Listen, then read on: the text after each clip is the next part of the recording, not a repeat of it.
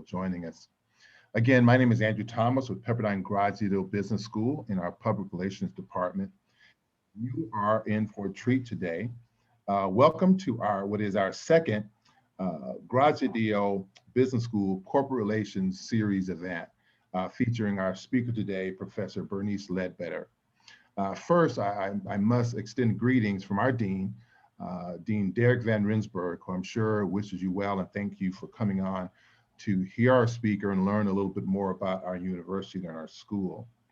We're happy to have with us several of our corporate partner relationships are very important, including what is our newest corporate partner, the Cheesecake Factory. And you guys just don't know how I'm excited about having them as a corporate partner. We hope you'll get many happy returns, and I am hoping I get many happy returns in some form or another. So we're very happy for them today. I'd also like to extend a welcome to some of our guests. We have been in talks and hope to move toward making them a corporate partner. Lionsgate. So for all of our Lionsgate and STARS attendees today, we thank you for being on, and we hope that your drawing near now will allow the powers that be to make it an official relationship so you can have all the benefits that you'll hear about during our talk today. This speaker event is but one of the benefits of our corporate partner relationship, and we are excited to share our speaker for this morning. Next slide.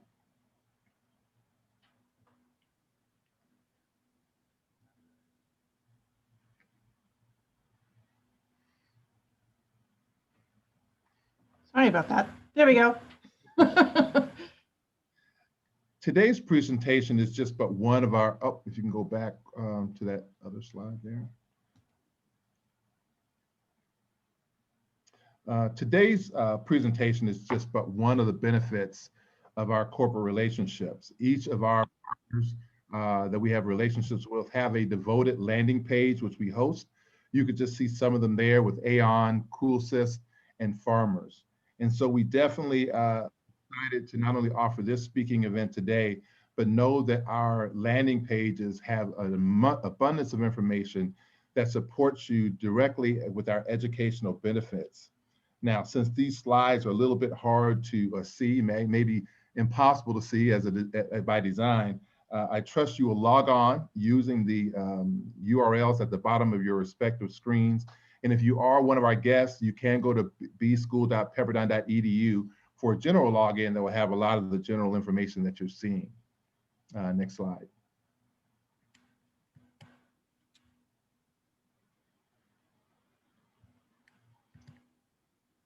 As you go to those slides, what you'll see, if you can go back one, please, are just some tremendous benefits that you will receive as our corporate partner.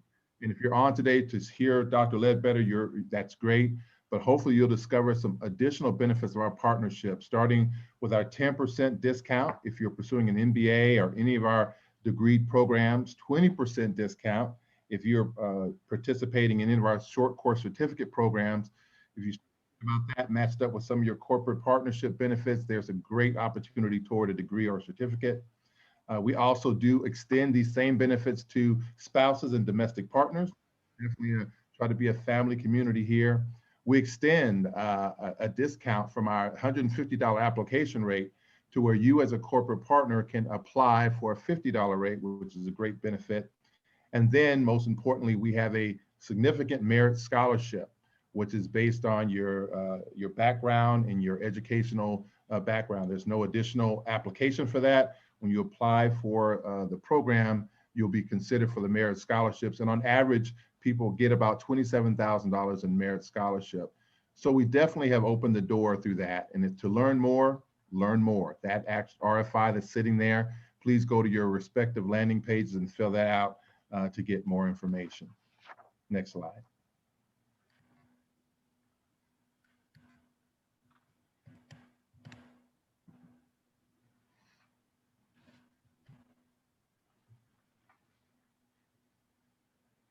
And with that, the most important thing of the day is our speaker for this morning, someone who is eminently qualified to speak on the topic of women in leadership because she has blazed a trail in that particular area in academia and also in corporate settings. Our speaker for this morning, who is also the Dean of Students and Alumni Affairs and the Director of Pepperdine Center for Women in Leadership, is Pepperdine's Dr. Bernice Ledbetter. And I know you're clapping and welcoming her. As she comes to you, know that she does direct the Center for Women in Leadership, and they have an array of programs. The next one coming up on March the 8th, so she'll share more information about that. But for her talk in Women in Leadership, today's topic is grow your talents into strengths. So would you, by doing whatever you do in this of your own home, welcome our speaker for this morning, Dr. Bernice Ledbetter. Thank you for being with us, Doctor. We appreciate it. And I see a lot of hands up and thumbs up coming up, so great. Thank you so much, everyone. Thank you for being here. It's wonderful to have you, and welcome to the 92 of you who are joining us today during this noontime hour. Such a privilege to be with you. I'm always reminded of our benefactor, George Graziadio, for whom our school is named. He was famous for saying, today, not tomorrow. And by that, you can probably deduce he had a sense of urgency. Whatever can be done today should be done today and not tomorrow. And that's exactly the way I feel about advancing women in leadership. I think there's never been a more important time for women to step into leadership roles and to prepare themselves to lead in a very, very changing, dynamic, always interesting, sometimes chaotic world that we're currently living in and will certainly continue to live in. So I want to touch on three kind of areas today. The first being, what does it mean to prepare yourself as a leader? What does it mean to be prepared for the new workforce that's coming into our organizations? And I'm going to talk with you about bending your leadership. So more about that a little bit later as we go through the session. By the way, I am going to ask you in just a few moments to engage in a little writing exercise. So it would be good to have paper and pen or pencil nearby so you can work on getting that in just a few minutes. We'll ask you to do some writing. I want to spend some time today sharing some ideas with you about strengths and talents and how they relate to your leadership. I'll be asking you to do an exercise, and then I'm also going to invite you to have some dialogue together in breakout rooms. So this is going to be a really dynamic session, and I'm so glad that you've joined us. It's fabulous I can see a few of your faces, and I'm just over the moon thrilled. So I want to start with the idea of preparing yourself as a leader. So leadership always begins from the inside out. It begins with who you are as a person. You know, we have to sort of master the ability to lead ourselves before we can lead others. And so understanding one's strengths, one's values, one's, sort of challenges, we all carry a set of challenges. Some of it has to do with unconscious bias. And so understanding those things becomes critically important for successful leadership. So leadership always begins with leading self. Then that enables you to lead your team. And obviously today we're talking about leading from strengths. And I think that's an important aspect of being able to lead a team. Leadership, I think, is a lifelong journey. It's about developing skills. It's about being a constant learner. And it's about increasing your authentic influence so that you can understand and be a role model for others, particularly other women in the organization. And so I'm excited for us to share a set of ideas around these kind of principles. So let's talk for a second about leading teams. So here's what the research is saying that team members lead right now, whether you're leading a team or you're a member of a team. These are the things that right now team members have conveyed that are really important to them. So the first is trust. And I know that's no surprise. And in this virtual context, we're working really hard to figure out how do we build trust, particularly if it's been something that feels like it's been a little thin. How do we continue to build that? And trust is part of our culture in the organization. And so all of us are really chief culture officers. We're all contributing to the culture of our organizations. And so being able to infuse the culture kind of really consistently with trust becomes really critically important. The next area I want to touch on is compassion. And people are really looking for, an authentic human response to their situation, wherever they might be. And so compassion, I think, has become something that's even more important in the workplace and amongst our team members. Next, I want to touch on hope, quickly. I think that as leaders, it is up to us and team members as well to try to create the conditions where hope can thrive. We're all sort of I feel like I've just been in the constant state of marking time for almost a year now. There's this kind of anticipatory kind of response that we have, but at the same time, and so hope is something that can ebb and flow. And I think as team leaders, we take a responsibility to create the conditions, as I said, for hope to thrive. And then lastly, I want to talk about stability and this notion of clarity. We all want this, right? We all want a sense of stability. When is it going to become, when, whatever we keep saying, going back to normal, which I don't know that we're going back. We're going forward to a new normal. But I think stability and clarity are really strongly connected. We crave clarity as human beings. What's going on? What's the current state? How do I respond to that? So clarity is a great and wonderful and necessary gift that we give to our team members and to our team peers. And that actually helps, I think, create a sense of stability. So these are things that team members, the research says, team members need. Okay, now I want to talk quickly about turning talents into strengths. So as the slide says, it's really incumbent upon leaders to understand their talents and strengths, because successful leaders build their lives on their talents and their strengths. So here's the formula. And I think this is really interesting. So I'll talk a second about what talents are and what strengths are.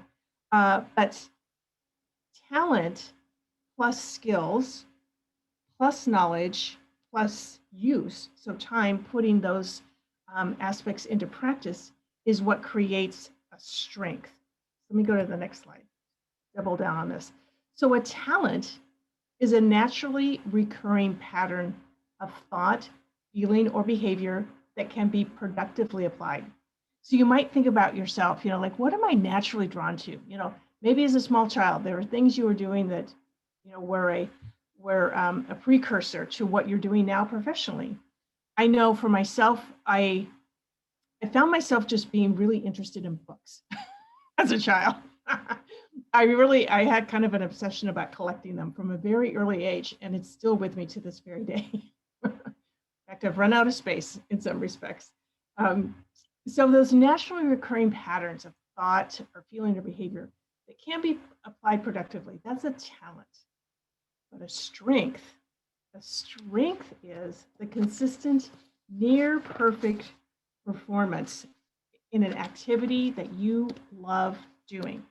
So we take our talents, we add skills that we develop, we add knowledge, we put them into practice, and that's how we get to a strength, that near perfect performance in an activity that we love doing.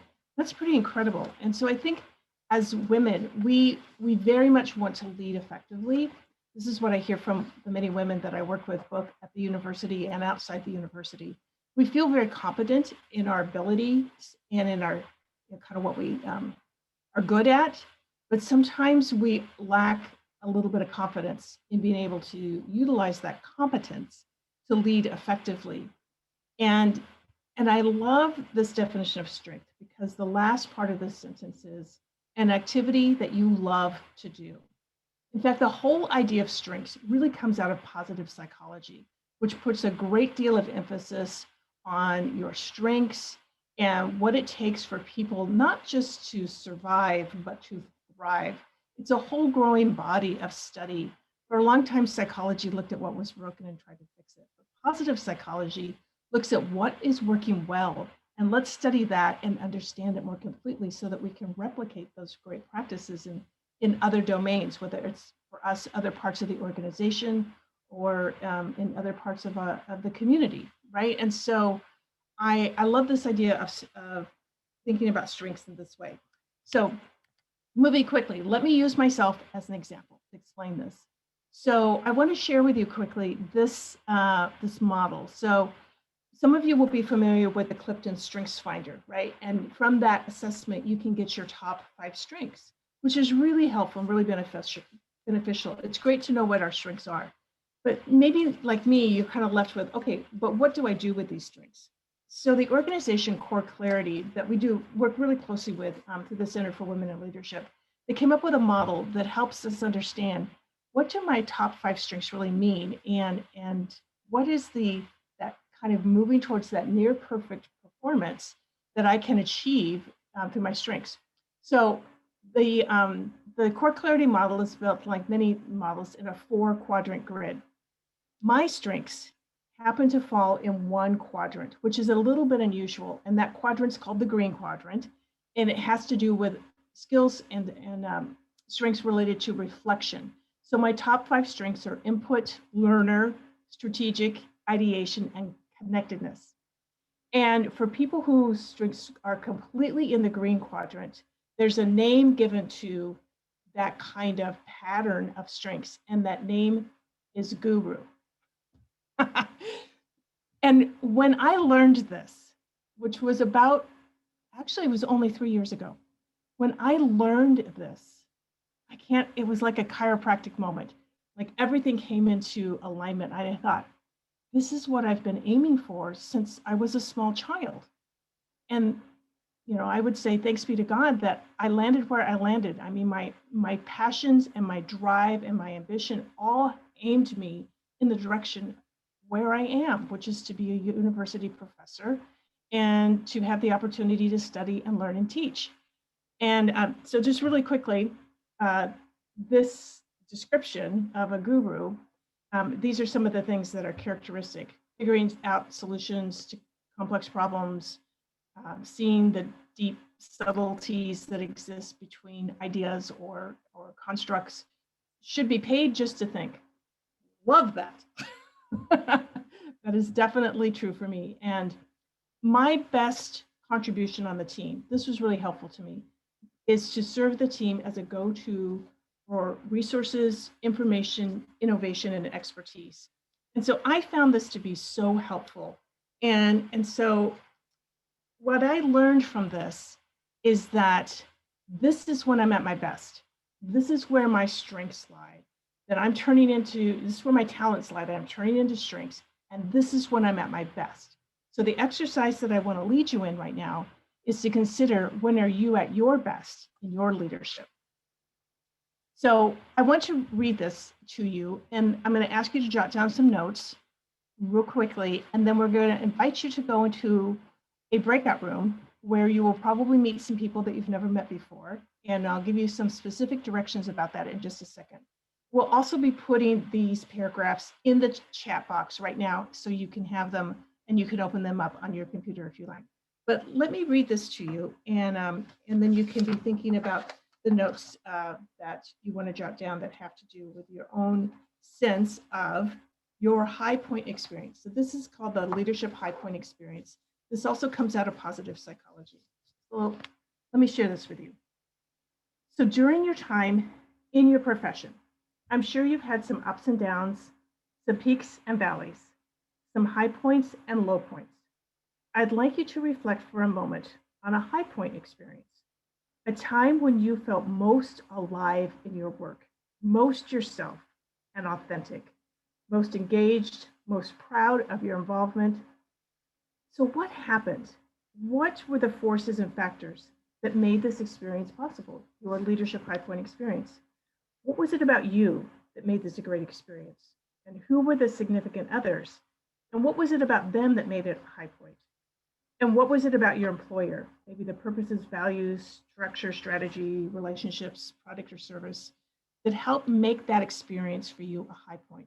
So what I want you to envision is a work situation where you were at your best.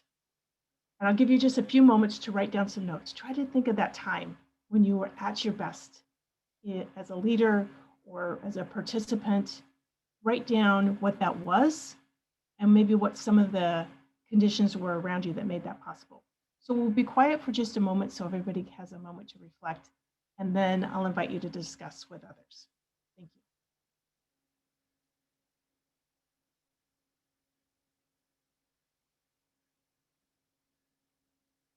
you. Room.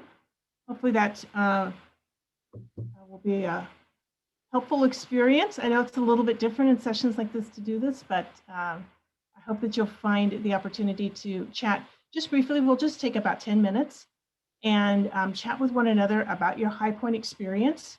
Make sure everybody has a chance to share their name and where they're currently serving and professionally. And so we'll just do that for about 10 minutes, and then we'll come back and we'll finish up the session. All right. So we'll see you back in 10 minutes. So we'll go ahead and go into breakouts. Thank you. You put into random breakouts? Yes. Yeah.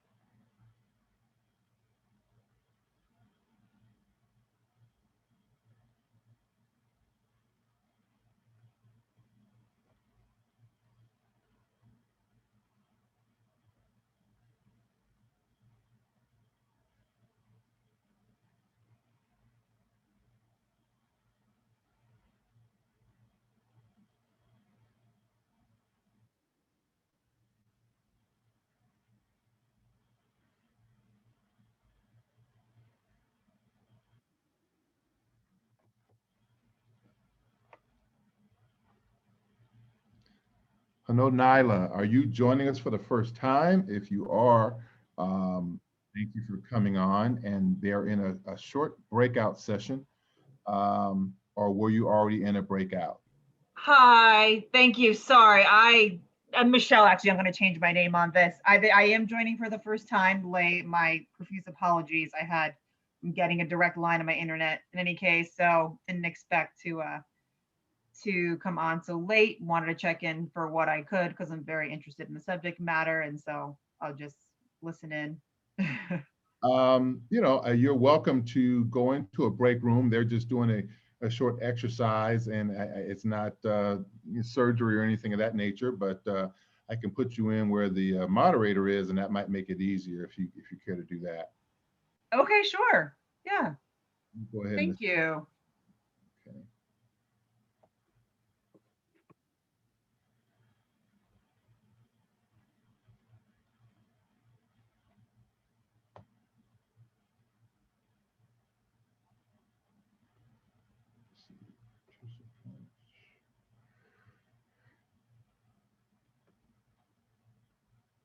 Oh, I was looking for Nyla, but you said you switched your name to Michelle. Okay, now I was like, where did she go?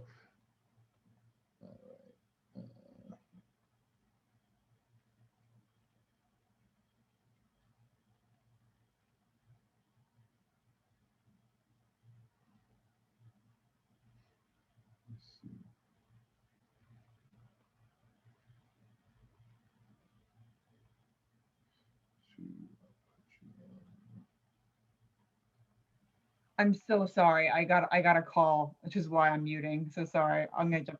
Understood. I just said you switched your name from when you first came on. So I was like, where did she go? But I have you now. I'm going to put you in. You're actually going to be in the room where the speaker for the day, Dr. Bernice Ledbetter, is speaking.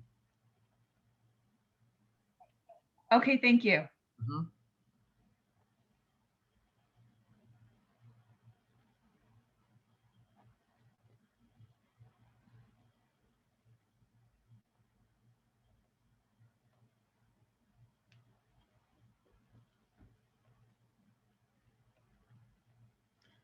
Hello, Claudio. How are you?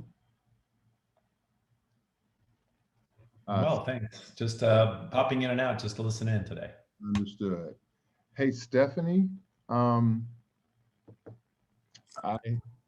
Yes, Andrew? She wanted to do 10 minutes, and I'm looking here. I guess I misassigned it. So I'll just go back in, but I don't know if we can change the time in a break room in progress or no.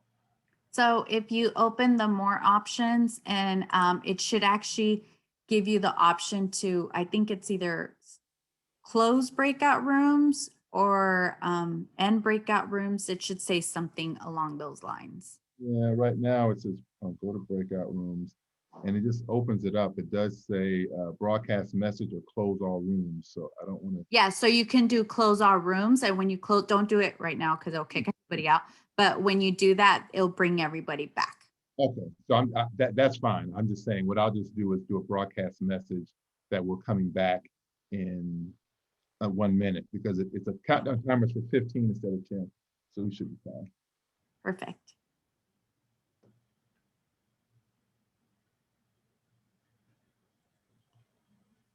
And Andrew, I learned something new. I saw the way that Sean shared the document. I'm like, oh, that's a lot easier. There we go. Well, now you can check off that learn something new every day. Here I thought I was helping you out and it sounded like I was giving you more work. So my apologies. No. It might be a little bit ahead of before your time, but the Beatles say we get by with a little help from our friends. So there you go. Well, I'm glad I'm able to assist. The Beatles are popular enough. I think they can still be quoted. Right, Yeah. right, Claudio?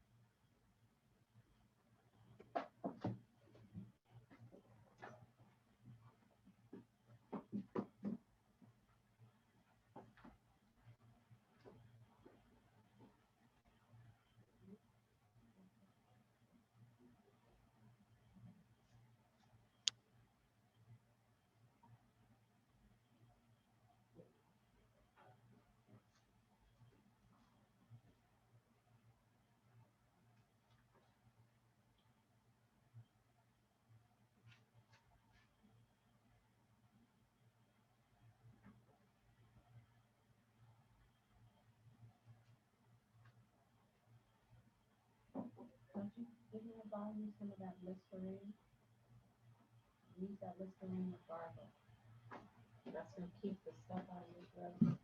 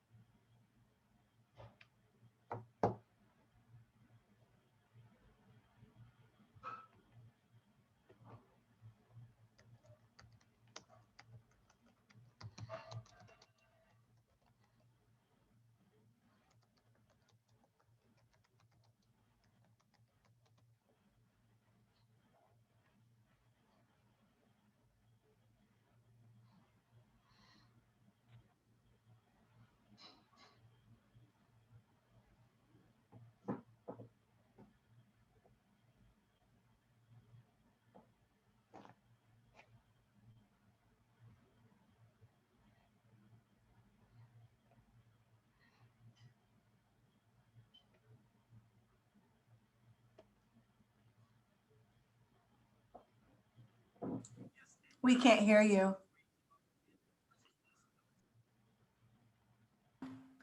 That is because when you go back to the main room, it always mutes you. I always forget that. Thank you so much. Well, I hope you had a good conversation and that you learned some things from one another and that you met some new friends. And Bernice, we have one or two more persons who are Okay. so Making their way back. That means they were deep in conversation. That's awesome. nation. I love this because it feels like class.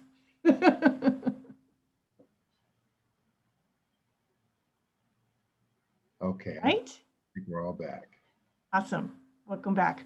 I love seeing your beautiful faces. Yeah, so I hope that you had a nice conversation. And I also kind of wonder, you can either just speak up if you want or put it in the chat, but I wonder how you felt as you talked about your high point experience. Did you have any sort of feeling as you reflected back on it and remembered about the accomplishment and what that was like going through that project or that process or that season? Did you have any sort of feelings that came forward from that experience? You want to unmute, you can say something or you can just put it in the chat.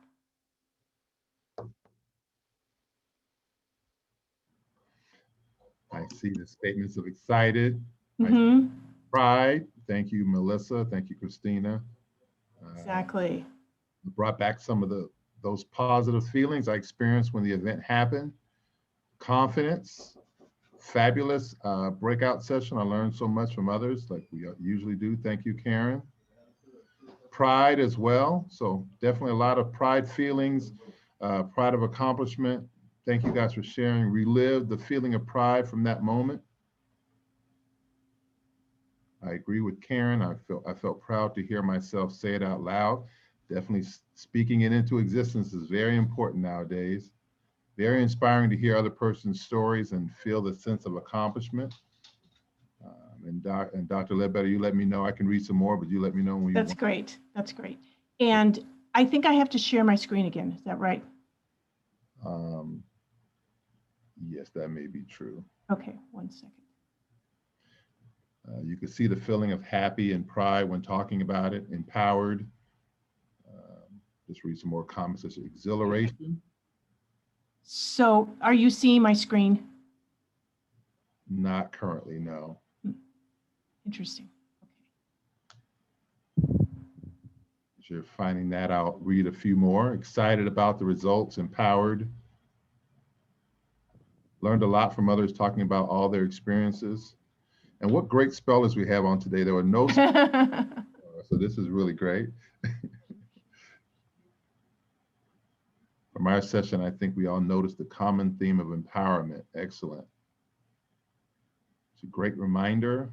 Let me see. Let's see. There. Okay, I think we found it. There we go. Too many things open. Okay, wonderful, great. Well, that was my expectation. My hope and expectation is that there would be some positive feelings that come forward when we reflect back on our best expression of leadership, and we realize how much we've accomplished. I know in the group I was with, we talked about being able to build trust in oneself and building your own brand of credibility. So congratulations, I'm so happy to hear that. So I want to turn quickly now to another point, and that is the new workforce. And this will, couple of thoughts will take us home. So I think preparing for the new workforce, it's important to remember some of these concepts that are taking place right now and will certainly take place in the future going forward. And I want to tie this to our leadership and our strengths. So right now, I think we're thinking about too, I want to encourage us to think about how we take our best expression of leadership forward into the future. How do we put that into the work that we are doing as we go forward? So it's not just an episodic high point, but it really becomes a standard by which we lead. And with that in mind, thinking about this new workforce, there's a couple of things that are really, really interesting. We're really experiencing a shift in power, and some have called it the new power. And the new power is different than the old power. Old power was like currency, like cash, right? So you would try to acquire it and hold on to it. But new power is more like a current, like water or electricity. It's available to all, and like water or electricity, it builds when it surges. And I think we're seeing that in many different ways and in our organizations. And so what that means is that people want shared power and they want to experience that. I think another thing that we're seeing, obviously, is incredible pace of change. We're also seeing that the new generation coming into the workforce really comes with an expectation that they will experience equality. And I think our business goals are even shifting. They're shifting from just thinking about profit to also thinking about purpose and even peace. Yes, like world peace. I've done some writing on that, and there are a number of businesses around the world who see it as their responsibility to advance peace. And so these are kind of the conditions of the new workforce that we step into with our leadership. And I think it's important to think about how then do we lead in a context where these are important factors. And to answer that question, I think we have to think about how we understand leadership in the Western culture. So the Western idea of leadership is that really leadership is like a prize. It's something that you win, and it's very individualistic. It's very obviously leader-centric. There is a notion of a social contract between leaders and followers, but still there is a clear demarcation between leaders and followers. There's some individual freedom with respect to how we understand leadership in our culture. And there's a sense of collective community. But I don't know that this is a sufficient way of thinking about leadership for this new world that we are living in now and will continue to live in as we go forward. I think instead that leadership in this new workforce really requires the ability to learn and lead from our strengths. These kinds of characteristics, I think, are what followers are looking for right now in the workplace, a sense of positivity and humility, the sense of shared power just mentioned. Obviously, you've probably heard a lot about emotional intelligence, maturity, and the kind of consistent ethical moral compass. Followers want to know what you think is right and wrong, what you think is just and unjust. And so being able to articulate that as a leader is a very, very important aspect of leading. Because if you don't say anything, people will infer that you are ethically neutral. And so if you want your values to be known, you actually have to speak them and say them. So I think that these characteristics actually, I think, play pretty well to the strengths of women. And so I think this new world that we're entering into and we're living in is the most perfect time for women to ascend to leadership. I want to say a little bit about inclusion, because as we think about the equality that people are looking for in the workplace, I think it requires us to think about inclusion. So here's a definition of inclusion as the degree to which organizations embrace all employees, enable them to make meaningful contributions. I think that's what people long for. I want to make a meaningful contribution. And that's what your High Point experience was about. You felt like you made a meaningful contribution to a project or to the organization, or both. And so inclusion, I think, is a way that we think about how do we share power? How do we have a sense of the collective, but also recognizing the richness of each individual. And even as we think about strengths, there's an array of diversity with respect to strengths. We all know that already. So how do we build organizations that can include all of that difference and all that diversity and make sure that people have that sense of a meaningful contribution? This comment from McKinsey & Company really grabbed me, and I wanted to bring it here today to share with you. Through their research, they found that overall employees with a low perception of inclusiveness in their organizations state that they have already given up on their career opportunities due to their environment that they're working in. And this is particularly true, especially true for women. So that's pretty sad, actually, to think about how many people have given up, that there just isn't an opportunity for them, and how many of those people are women. So as women ascending into leadership roles and allies who are supporting us in doing that, these three things are absolutely critical to create the inclusive, welcoming environments that we all want to thrive in, a sense of openness, equality, and belonging. And the openness is really about, can I share what I'm thinking? Can I share my ideas and my concerns? Is it safe? It's really about safety. We've talked a lot about equality, and it's something that's really important now, but it's really about the perception of fairness and the equal chance that every employee has to maximize their potential. And the sense of belonging, I think, is something that's really on deck right now as we are all distributed for the most part and we're distanced from one another. What does it mean to belong? Because it's a human need. You know, whether we're at work, at home, or working from home, we have a sense and a longing to feel like there is belonging for us. And that's really about sharing a positive connection with one another. So we did a tiny bit of that when we were in our breakout rooms. So I said that I would talk with you about this idea about bending your leadership. So here's what I mean by that. And with this, I'll close. So I think that there really is an urgency to advance women in leadership because of all the conditions that are taking place in the workforce and because our strengths are so vitally needed. And so we have to prepare ourselves to lead and turn our talents into strengths and walk boldly into this new workforce. But to do that, we're going to need to shift our leadership. We're going to need to bend our leadership from that kind of idea that leadership is a prize to the notion that leadership is really about service. At the heart of leadership is absolutely service. So what the workforce is looking for right now is what women can bring to the workplace. And it seems to be so amazingly aligned that the time is now for women to enter into leadership more than ever before. So I hope that some of these thoughts have been inspiring to you and maybe provoked your thinking a little bit. But I want to end just by saying that now is the time. It's time to own your leadership. It's time to express your leadership, whether you're a team member or a team leader. This is the time when all the preparation that you've been engaging yourself in is going to come to fruition, if it hasn't already done so. I'm just so compelled to believe that your organizations need your leadership so much. And I'm so glad to hear that many of your organizations are so open and welcoming to women and creating opportunities for women to advance their leadership. And I hope you also know that Grazie Dio and the Center for Women in Leadership here at the Grazie Dio School is always an asset to you. We're a resource for you to find and fulfill your leadership aspirations, whatever they may be. Thank you so much for this time to be together with you. It's just been a delight for me.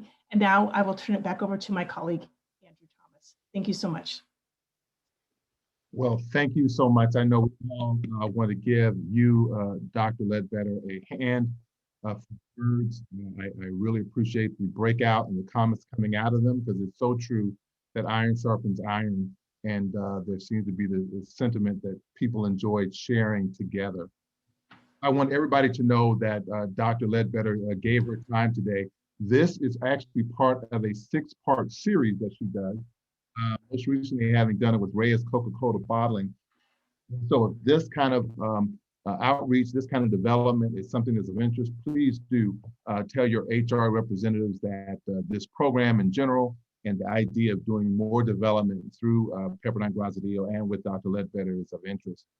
We do have a few moments, so we thank those who are still on. If you have questions, please do either put them in the chat to recognize them, or we will try to use the preponderance of cacophony to figure out if you want to speak and share a word. So you can feel free to write on Zoom or just raise your hand, and we'll try to see if we can just recognize and have comments. I do see Cool Sis persons are thanking you. We thank Cool Sis for being on.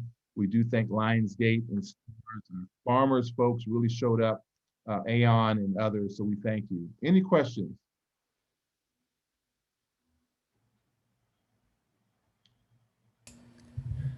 Dr. Ledbetter, I had a participant, Michelle from Cool Sys in my room, which is great to talk to some of other ones.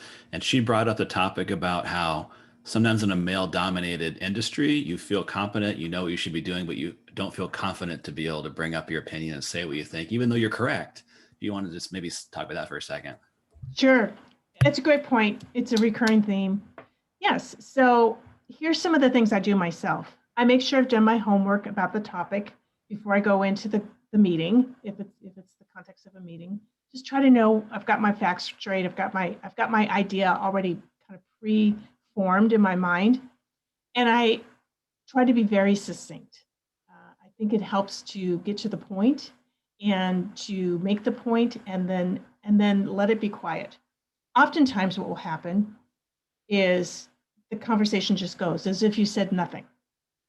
But I've learned to just wait because it'll come up again or somebody else will bring up the point. And hopefully there's another woman in the room or another ally who will say, you know, so-and-so just mentioned that a moment ago. Why don't you say a little bit more about it? And so I think it starts with courage and knowing that your truth is real and it needs to be shared. I have something important to say and I'm going to say it. You know, it's like a mantra. And holding back is dangerous because the organization may suffer as a result. So I encourage you to speak up, know what you're going to say, and get to the point. And if there are other women, then work together and be allies for one another. Hope that helps.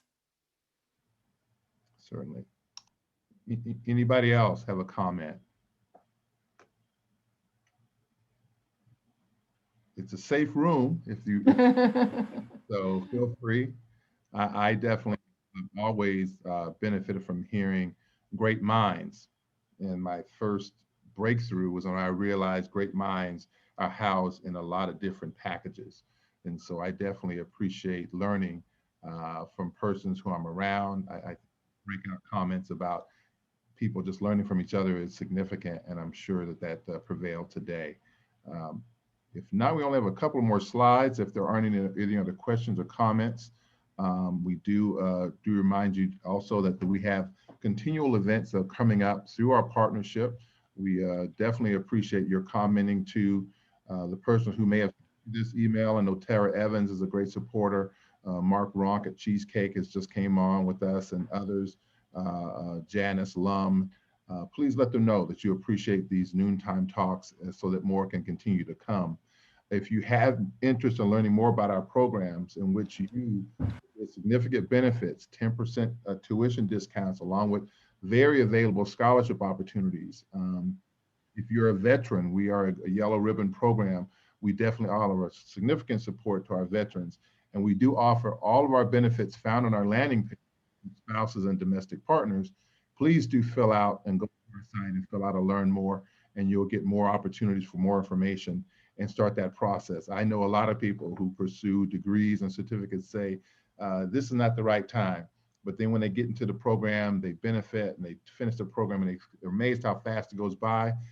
The state I always think of is right now in our world, there's never a perfect time. And so why not make this the right time in an imperfect situation to make a great start and change for yourself. So look into our programs and look out for more events that are coming up.